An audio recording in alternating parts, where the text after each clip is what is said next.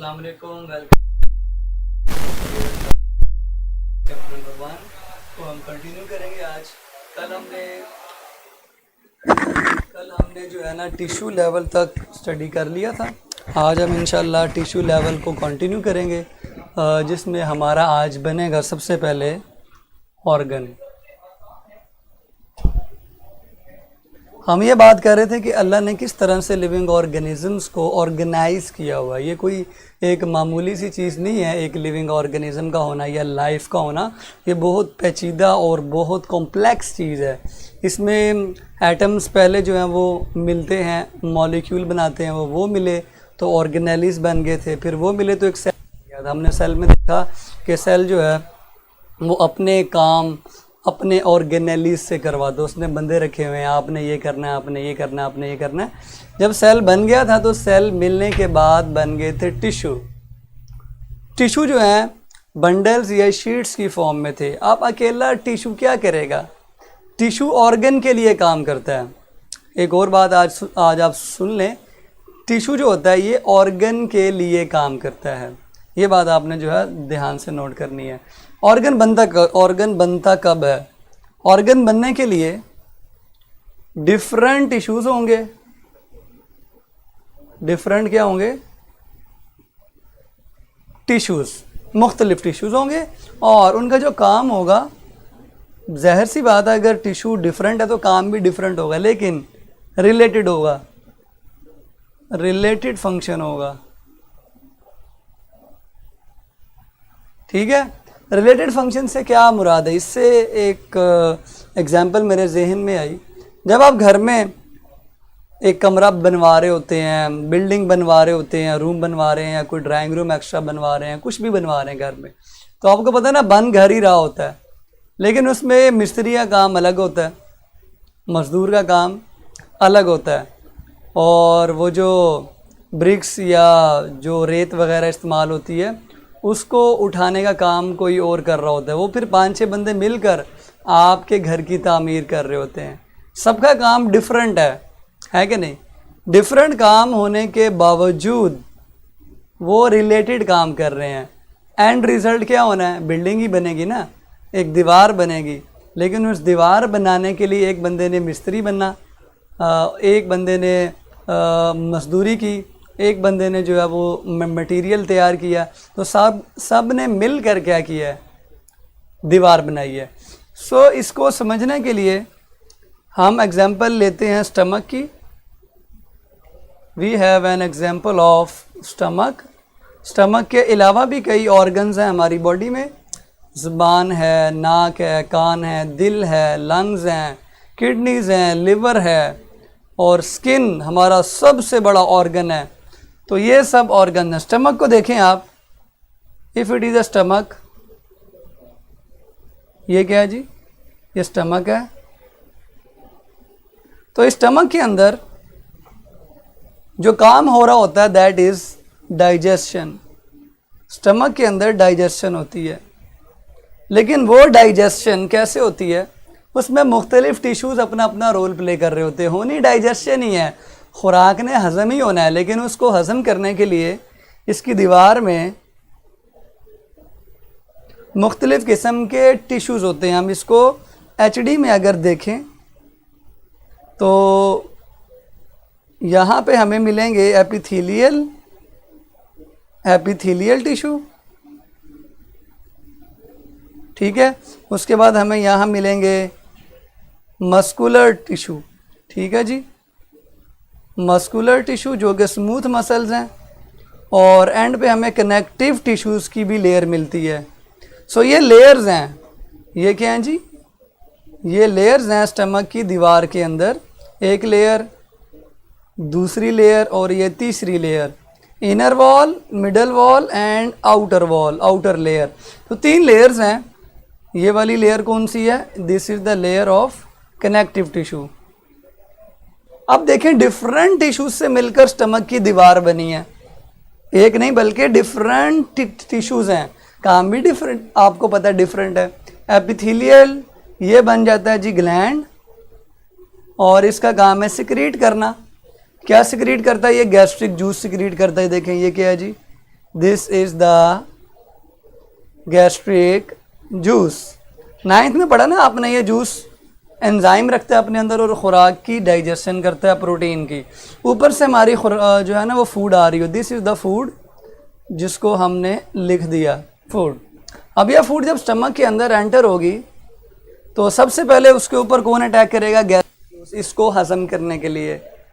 फिर muscular tissue का काम स्टार्ट होगा। मस्कुलर टिश्यू आपको पता है ना, कॉन्ट्रैक्ट और रिलैक्स होता है।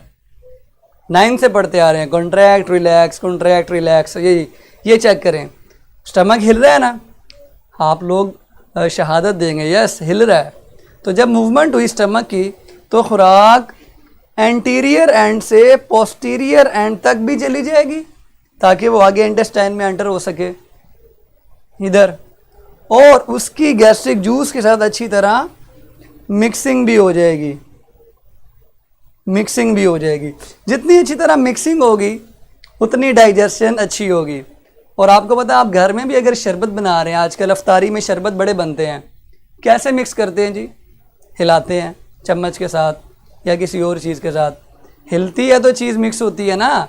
तो जब आप अपनी खुराक को गैस्ट्रिक जूस के साथ मिक्स करेंगे तो उसके लिए क्या करना पड़ेगा?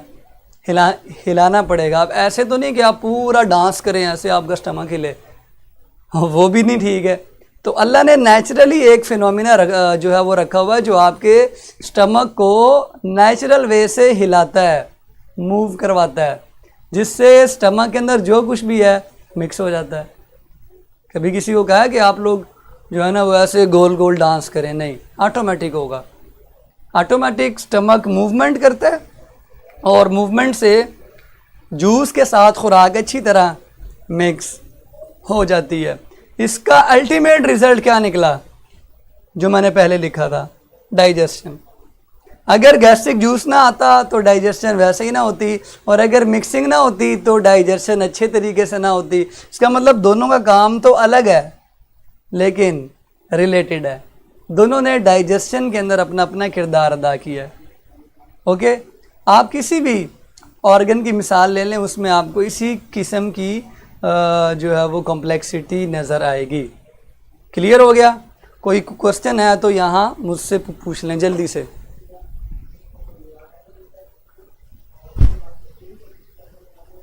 हाँ जी students, any question from this example? काम दोनों ने अलग किया है लेकिन किया रिलेटेड है। दोनों के काम करने से हुई डाइजेशन ही है अच्छी। स्टमक के बाद आपको मैंने एग्जांपल्स बताई, किडनी है, लंग्स हैं, ब्रेन है, हार्ट है, ये सारी जो है ना एग्जांपल्स ऑर्गन्स की हैं। ऑर्गन्स एनिमल्स के अंदर ज़्यादा हैं और कॉम्प्लेक्स हैं, ठीक है, कॉम्प्लेक्स भी हैं और ज़्यादा भी हैं। जबकि प्लांट्स के अंदर ऑर्गन्स जो हैं वो थोड़े हैं, कम हैं और इतने कॉम्प्लेक्स भी नहीं है। उनमें सबसे इम्पोर्टेंट कौन है जी? सबसे इम्पोर्टेंट रूट्स, स्टेम्स, लीव्स, और क्या होता है भाई? हाँ याद आया, फ्लावर्स होते हैं। ये वाले ऑर्गन्स प्लांट्स के हैं जो बहुत इंपॉर्टेंट है और मशहूर हैं। इनके काम भी आपको आते होंगे। रूट्स का काम है पौधे को, ये अगर एक पौधा है, सपोज करें ये एक पौधा है जी, दरख्त है, अब इसकी रूट्स बना दी मैंने, ये जी प्लांट है एक, ठीक है जी, सपोज करें इसकी जो रूट्स हैं ये इस प्लांट को अच्छी तरह फिक्स करेंगी, और फिक्स करने के बाद जो इसकी स्टेम है वो फोटोसेंसिस भी कर सकती है अगर वो ग्रीन है, लेकिन वो ट्रांसपोर्ट करती है बाद में। ये जो पत्ते हैं ये फोटोसिंथेसिस करके खुराक जो है वो बनाते हैं, और इसके बाद फ्लावर्स जो होंगे जो बाद में फ्रूट बनेंगे वो रिप्रोडक्शन में काम करेंगे। ओके,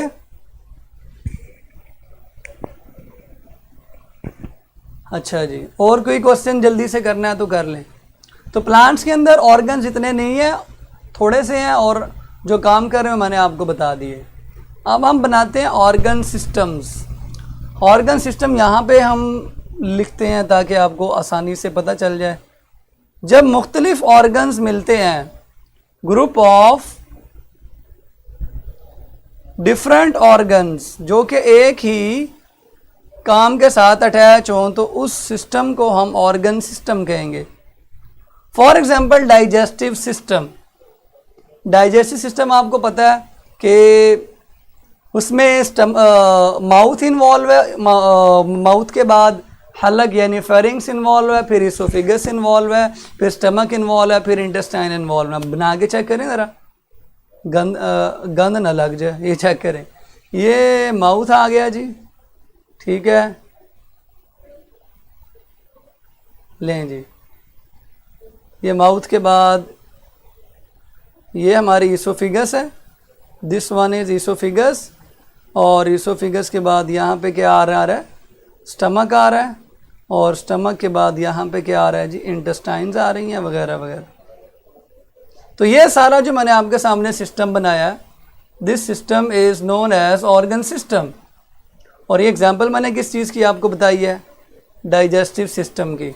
यहाँ से खुराक एंटर होगी, फूड ये एंटर हुई, ये आप स्वेलो करके मीन इसको आप निगल लेंगे, निगलने के बाद ये इसोफिगस में जाएगी, इसोफिगस के बाद ये स्टमक में जाएगी, स्टमक के बाद ये कहाँ जाएगी, इंटेस्टाइन में, और एंड पे जो डाइजेस्ट नहीं होगी वो निकल जाएगी। इस तरह ये सारे ऑर्गन्स एक दूसरे के साथ मिले हुए होंगे और मिलकर ये डाइजेस्टिव सिस्टम बनाएंगे। कोई भी और ऑर्गन सिस्टम है वो इसी तरह बनता है, ठीक है। अब यहाँ पे एक लाइन आपकी बुक में लिखी कि formation of organ is the selective value, क्योंकि ऑर्गन्स ने बाद में मिलकर ऑर्गन सिस्टम बना देने होते हैं, तो इसलिए उनकी जो वैल्यू है वो सिलेक्टिव रह जाती है।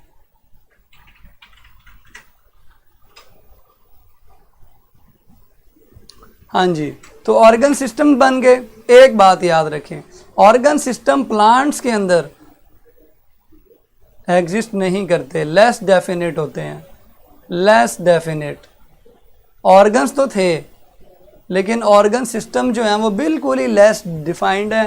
ट्रांसपोर्ट सिस्टम वगैरह होते हैं प्लांट्स के अंदर, लेकिन इस तरह के digestive system, circulatory system, transport तो है लेकिन सिंपल है, और इसके बाद एक्सक्रीटरी सिस्टम, इस तरह के प्रॉपर सिस्टम प्लांट्स में नहीं है। सो ऑर्गन सिस्टम प्लांट्स के अंदर लेस डेफिनेट है, इतना ज़्यादा एग्जिस्ट नहीं करता है।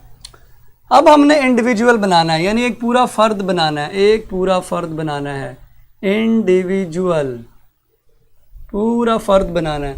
पूरा फ़र्द कैसे बनेगा, के अंदर ऑर्गन्स के मिलने से बनेगा। तो जो मैंने अभी आपके सामने दरख्त जो है वो बनाया था, रूट, स्टेम, लीफ, फ्लावर को जो मिलाएं तो प्लांट बन जाएगा। और ऑर्गन सिस्टम्स से मिलकर बनेगा एनिमल्स में। अगर कोई जानवर है ना तो उसमें ऑर्गन सिस्टम्स को आप मिलाएंगे तो एक पूरा फ़र्द बन जाएगा। मीन आप कहते हैं कि आप खुद कैसे बने, तो आपका digestive system, respiratory system, excretory system, nervous system, reproductive system, ये सारे सिस्टम आपके जो थे ना वो मिले और आप बन गए, ठीक है। सिलेक्टिव का मतलब मैंने बता दिया, अधूरी, ठीक है जी। जब आप किसी चीज़ को सिलेक्ट कर लेते हैं, ऑर्गन सिस्टम का पार्ट होने की वजह से उनकी अपनी वैल्यू सिलेक्टिव रह जाती है, क्योंकि हम डिस्कस ऑर्गन सिस्टम्स को कर रहे होते हैं। तो एनिमल्स के अंदर कैसे बनेगा जी और ऑर्गन सिस्टम, इंडिविजुअल कैसे बनेगा, पूरा फ़र्द ऑर्गन सिस्टम से मिलकर बनेगा। इंडिविजुअल पूरा जो है ना वो बनता है जब आप जानवर के ऑर्गन सिस्टम्स को कंबाइन करते हैं, और अगर आप प्लांट को स्टडी कर रहे हैं तो प्लांट्स में आप ऑर्गन्स को कंबाइन करते हैं तो पूरा ऑर्गन, पूरा इंडिविजुअल यानी पूरा ऑर्गेनिज्म बन जाता है। ऑर्गेनिज्म या इंडिविजुअल के अंदर सबसे मेन पॉइंट नोट कर लें, कोऑर्डिनेशन है। सबसे मेन पॉइंट कोऑर्डिनेशन है, यानी किसी जानवर की फॉर्मेशन के बाद या प्लांट की फॉर्मेशन के बाद उसके जो सिस्टम्स होते हैं वो मिलकर काम कर रहे होते हैं।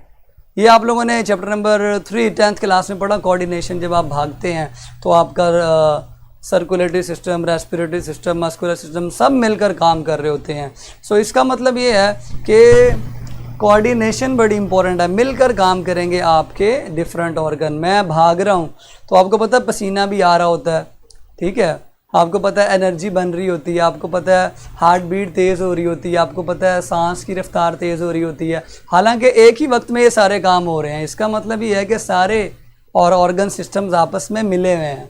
इसको कहते हैं कोऑर्डिनेट कर रहे हैं, कोऑर्डिनेशन कर रहे हैं, एक दूसरे के साथ बातचीत कर रहे हैं, मिलकर काम कर रहे हैं। तो एक क्वेश्चन आपसे आपने किया जी, ग्लैंडुलर और एपिथेलियल टिश्यू सेम है? No, glandular tissue is the example of epithelial tissue या टाइप ऑफ। जब कोई एपिथेलियल टिश्यू सिक्रीशन करने लग जाता है तो वो ग्लैंडुलर टिश्यू बन जाता है। ओके, या यूं समझ लें ग्लैंडुलर टिश्यूज जो है ना ये एपिथेलियल टिश्यू के अंदर पड़े हुए होते हैं। ठीक है, अगर स्किन है ना अंदर वाली साइड पर तो उसके अंदर छोटे छोटे सेल्स पड़े हुए होंगे जो कि ग्लैंडुलर होंगे, जो सिक्रीट कर रहे होंगे। कोऑर्डिनेशन दो तरह की होती है एनिमल्स के अंदर, पढ़ी थी, नर्वस कोऑर्डिनेशन और केमिकल कोऑर्डिनेशन।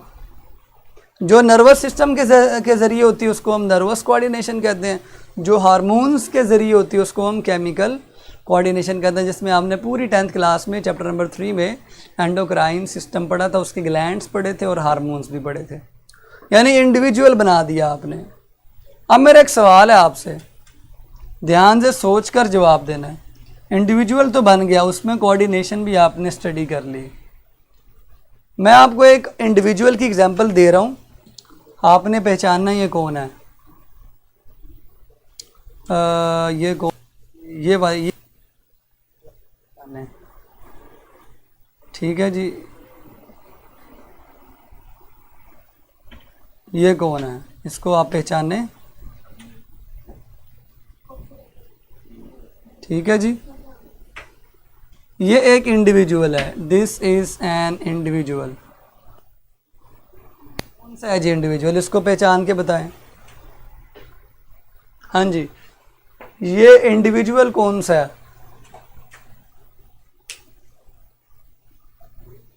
कौन पहचानेगा इसको, जल्दी से कमेंट्स करें। फिर मैं आपको इसके बारे में एक बहुत ही मेन की पॉइंट बताऊंगा। उस वक्त तक अगर किसी ने कोई क्वेश्चन करना है तो वो आप लोग मुझसे कर सकते हैं। बैक्टीरिया, अमेबा, बैक्टीरिया ठीक है, ये बैक्टीरिया है जी, अमेबा नहीं है। बैक्टीरिया भी आपको पता है ना एक इंडिविजुअल होता है, एक फ़र्द होता है, वो भी हमारी तरह एक फ़र्द है, मुकम्मल अपना काम शाम करता है, खाना भी खाता है, रिप्रोडक्शन भी करता है, एक्सक्रीशन भी करता है, सब कुछ करता है। एक पूरा फ़र्द है।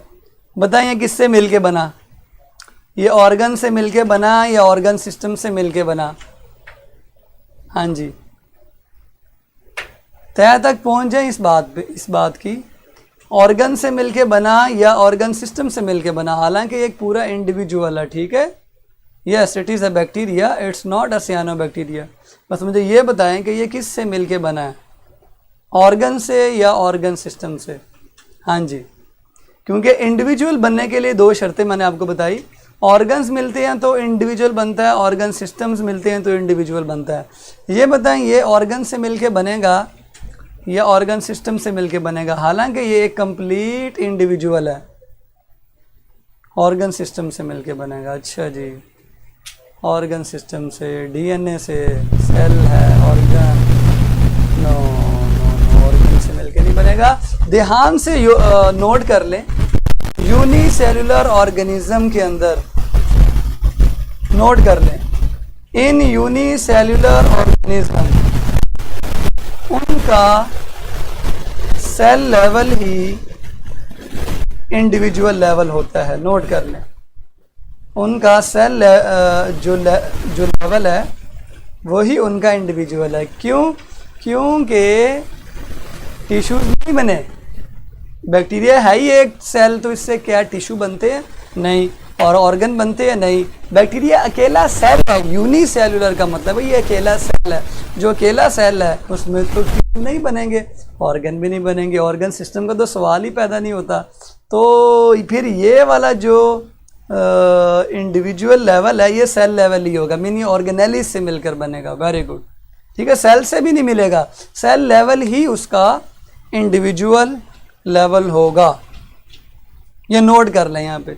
ये सिर्फ उन केसेस के लिए जिसमें आप यूनिसेलुलर ऑर्गेनिजम्स की एग्जांपल देंगे, just like bacteria, amoeba, paramecium, euglena वगैरह। हाँ जी, नोट कर लिया तमाम स्टूडेंट्स ने। For unicellular organisms cell level is an individual level, ये बुक पे लिख लें। उसकी वजह मैंने क्या बताई? उसकी वजह यह है कि उसमें टिश्यूज़ नहीं बनते, उसमें ऑर्गन्स नहीं बनते और उसमें ऑर्गन सिस्टम्स भी नहीं बनते।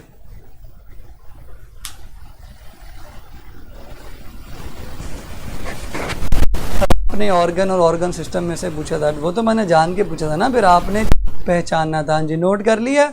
उम्मीद है आप लोगों का ऑर्गन बन गया, इंडिविजुअल बन गया होगा। अब हम इंडिविजुअल को कल मिला के पॉपुलेशन बनाएंगे। लास्ट बात नोट कर लें अगेन, बैक्टीरिया या अमीबा या पैरामीशियम या यूग्लिना जो कि एक सेल से मिलके बने होते हैं, इनके टिश्यू नहीं बनते, क्योंकि जब टिश्यू बनने की बात करेंगे तो 2 से ज़्यादा सेल आ जाएंगे ना, ग्रुप ऑफ सिमिलर सेल। इसमें टिश्यू नहीं बने, tissue cross, organs cross, organ system भी नहीं है, तो फिर इनका इंडिविजुअल लेवल किससे मिलके बनेगा?